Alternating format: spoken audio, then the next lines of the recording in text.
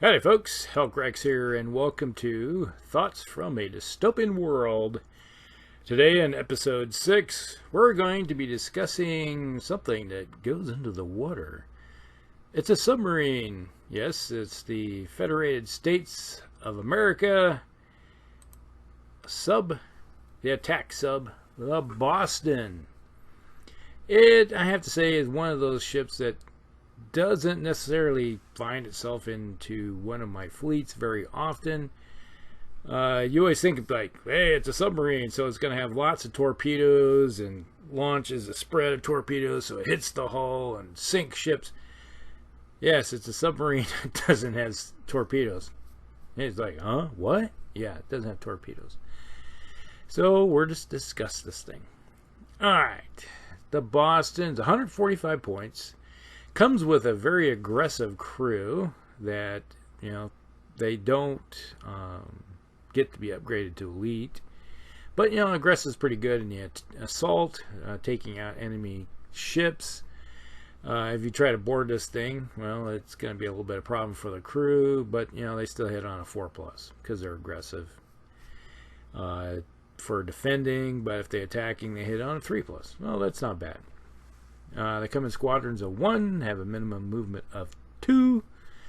So they use the 45-degree turning template, for which is not usually, it's relegated usually to flyers and stuff use the 45s. But now the Boston does have some interesting weapons on it, which we'll discuss here in a minute. It has a DR of 6, which isn't bad. That's equivalent of a lot of battleships in the game have a DR of 6. Has a CR of 8. Well, that's pretty close to a lot of battlecruiser style. Has a movement 8, so it's pretty good. It actually moves pretty fast for a submarine, for something that goes under the water. Has 7 hull points, which is fairly respectable. Has 7 assault points, which is pretty good for, you know, they cram those guys in there. So if you get anybody that's really close to them and they don't have any defensives, why not throw some guys across and take the ship? You got the aggressive crew. They are itching to go across and boarding actions, because there's pirating to be done. Any aircraft, the value is 4, which is, it's not that big a deal. You think a submarine isn't going to be on the surface very much, right? But in this case, it's probably going to spend time on the surface. But if you see any aircraft coming in its direction, dive. All right, crash dive. It has concussion charges of 6, which is kind of respectable. It can defend itself pretty decently against any underwater attacks.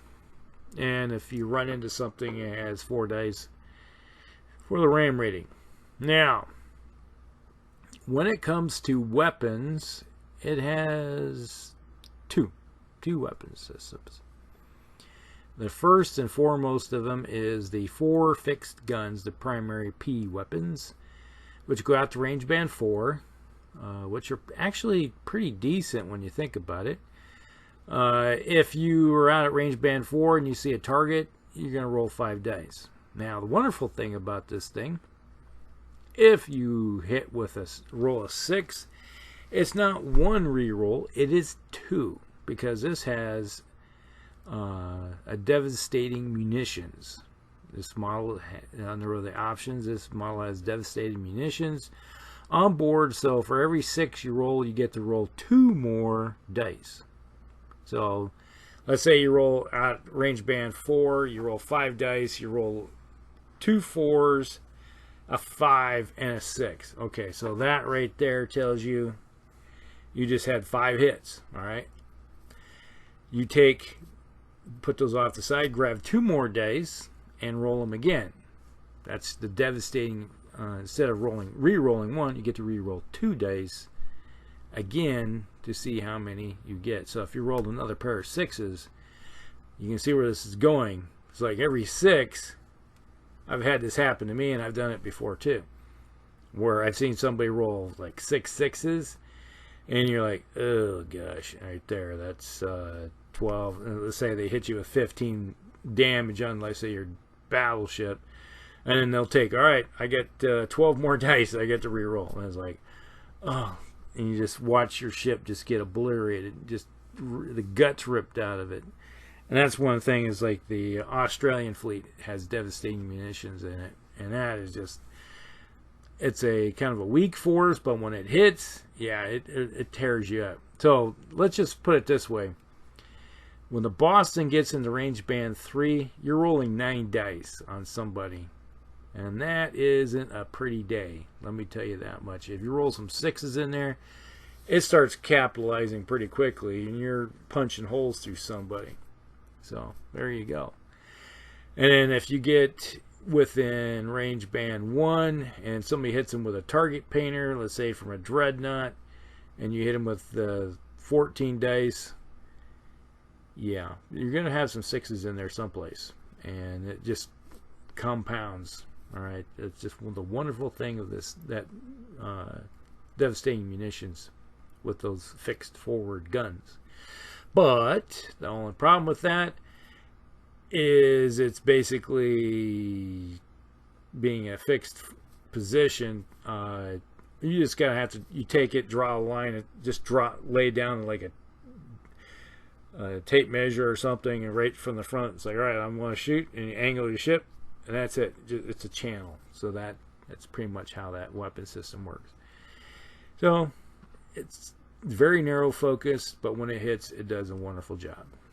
All right, now before we go any further, we have a few other things with this ship. It has evasive maneuvers, so +1. So if you have to make a crash dive, you got a +1 to your die roll to make that effect go forward, which is great. It has reinforced bulkhead, so if it's underwater and someone does a critical rate, see, if underwater vehicles like submarines and stuff like that, if they get hit with a CR, they have to do a blow the valve, like, hey, we got to blow the tanks and rise up, because a critical roll basically says you have a hole in the hull, so you're flooding inside, so they're going to come to the surface to fix it. With this one, with reinforced bulkheads, you can ignore that, so that's not an issue for them. That's the wonderful thing about the Boston. It can make a sharp turn, which is nice, which is something you find on the Japanese fleets, the Blazing Suns. A sharp turn is that you still have your minimum movement of 2. You have to, if you're moving this ship, it has to go 2 inches. But you can make your turn first and then move 2 inches. That's the wonderful thing about having sharp turn. Then it has support squadron, turtle assault submarines, 6 of them. All right, so you're like, what's this? Turtles. Little itty bitty attack subs that carry assault crews on board. So think of it, Navy SEALs, frogmen, and little attack subs that are on board this submarine. So it's like when they get near their target, they just like, and you always see like in all the, like, to say a James Bond movie or something like that, and you got the little submarines, you got the little attack crews going underwater. That's the equivalent of the assault submarine, the turtles. So you got these little assault crews like Special Forces, Marines, or Navy SEAL just going out. It's like, hey, we're going to go attack another ship. That's their whole job, is just go out and attack ships. And we'll discuss the turtles here in a little bit. The other thing on board, this model is fitted with a internal disruption generator with 8 inches. All right, so any ship, if you turn this thing on, any ship, friend or foe, that's within 8 inches, and they have a generator on board, you can shut it off or blow it out. So this is something you don't want to have nearby unless you use it with a node projector. And you go, a node projector? Now, what's that? The node projector is basically you take the effects of your generator and you can project it. It's like it focuses it kind of like a lens onto a spot elsewhere within the line of sight of this ship out to range band 2 and 3. So out to 24 inches, they put a little marker down that's not touching a ship or anything. You put the marker down and it has a large template. You lay that large template over where that marker is, and any ship, or if you're shooting at sky or whatever it may be, if it's in the air or on the water, all right, so on the surface, you have your 2 target zones, one or the other, and you can affect their generators. Now, you're asking, say, what's the offensive generator effect is of the disruption generator? You take a D6 and you roll it. All right. So anything that's underneath that template, or if you activate it while within the 8 inches around you, it's like a bubble measured around the ship. So I'm taking an 8-inch radius around it, so it's like a 16-inch diameter. And that's pretty big. So you take a D6 and you roll it, and on a 1 through 3, it has no effect. Nothing happens. And if you roll a 5 or a 4 or 5, the target suffers a generator offline critical effect. So basically, let's say you come up, you're near a battleship, and they have a shield generator 3 and some other generator on board, like we've already talked, let's say a calcification generator or something of that nature. You roll it, and it's like suddenly that shield generator is gone, the calcification generator is gone.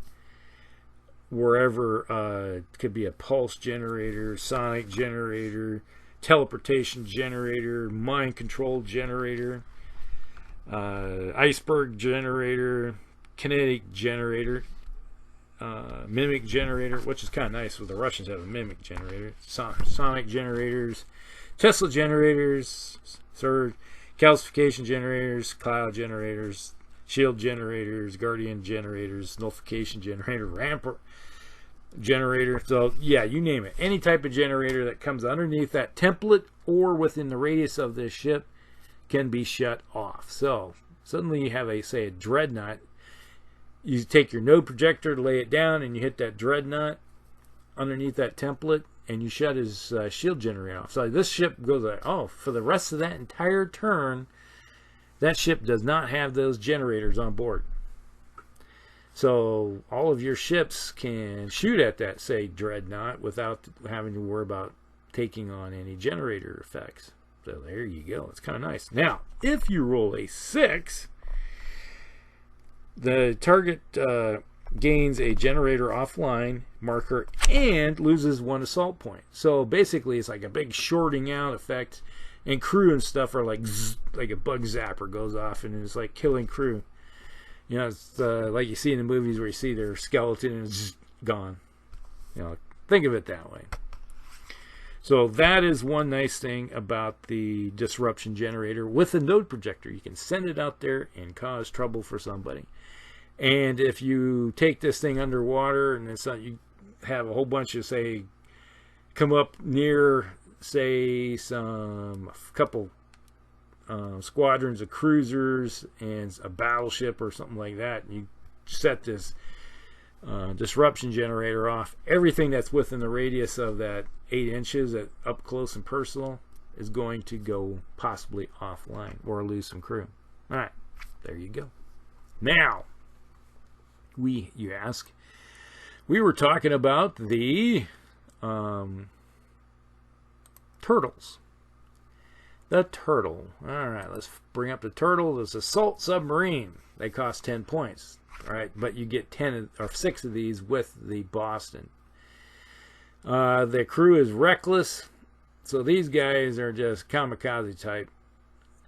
A turtle has 0 weapons. The weapon system on board is the assault point. All right, it has a DR of 3. Moves 10, so they launch away from the Boston and go out. and then when they get within range of their target, the little crews go off and go, ah! You know, they come out of the water and start attacking the ship and try to take it over. A turtle has 1 hit point or hull point, so yeah, that's not bad. It's basically a fire and forget kind of system here, and it's basically designed to get the assault points to the target. Doesn't have any ACAC on board, so the anti-aircraft guns 0, but it does have a concussion charge of 1, and this thing you can run over top of them. They don't have a ram rating, so it's like just running over little boats and stuff like that, so you could crush them, I guess. Now, if you're trying to target these things, they have some MAR model assigned rules with them. The MAR, it's a difficult target and elusive target, so you're gonna have everybody has a -1 to shoot them. If you're a small craft trying to shoot them, you have a -1. If you're a large craft trying to shoot them, you have a -1. So there you go.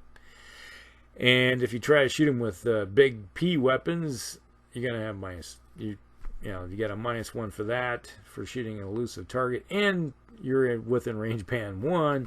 There's another minus, so you're only hitting on 6s. But if you hit with a 6, this thing's toast. It does have specialized defenses. You go, what's specialized defenses? Well, if they shoot anything that is affected by concussion charges, it has specialized defenses. So instead of rolling 1 die, you roll 2. That's basically what that means. So that's kind of nice. Helps you protect your submarine against torpedoes and stuff like that. And it also has the MAR, for which goes with the assault points, terror tactics. Terror tactics mean that this reckless crew goes out there and tries to attack, and they will hit you on they roll 2 dice instead of 1. So typically one assault point gets 1 die when they go try to take over a crew or a ship. With terror tactics, that kind of represents these guys have, they're throwing grenades, they're throwing everything that they have, including the kitchen sink at you when they come flying out of the water to hit you as hard as possible. So for each assault point that goes in, you get 2. So if there's 6, all 6 make it into the assault, you're rolling 12 dice against that ship. And that's pretty good against say even a dreadnought, a large capital ship. So the odds are that that ship's going to disappear pretty quickly. So that's pretty much it when it comes to the turtle. Now, generally the tactics when I do use this thing is that I will spend quite a few turns just using the 4 fixed guns, and then use the node projector. Possible if you get somebody that's bunching up a large area of their fleet together, hit them with a node projector and knock down their shields if they have any, or any type of other generators. That's basically one of the tactics I like to do. But you have to leave a channel open for this thing to be able to shoot at targets. That's one drawback. It just doesn't have any. You have to angle it at your targets. But with the sharp turn, you get to make your first turn right off the bat, so you can angle it. That's where I want to go, and then shoot for it. And then use that devastating munitions to the best advantage. So in a way, this is probably a lot of times one of the first ships that you might want to move and attack with. So move it forward, line up on your target, then hit them with the guns. Knock some stuff down if possible. And then if you have the node projector, that will go first before your weapons fire. So you have a possibility of knocking their shields down or any other generator first, and then hammer them with the guns. So if they're within range band 3, you're throwing 9 dice at them. So the odds are they're going to get hurt. So at the beginning, just have it underwater, and then when it activates, come forward, rise up, bam, shoot. And then if somebody tries to target, then you can always try to do a crash dive. So try to defend yourself that way. But that is it in a nutshell. It's not a bad little ship, but has a tendency not to get used as often, let's say, as a battleship or a battle cruiser. A lot of times I'll find myself running around with a battle cruiser over a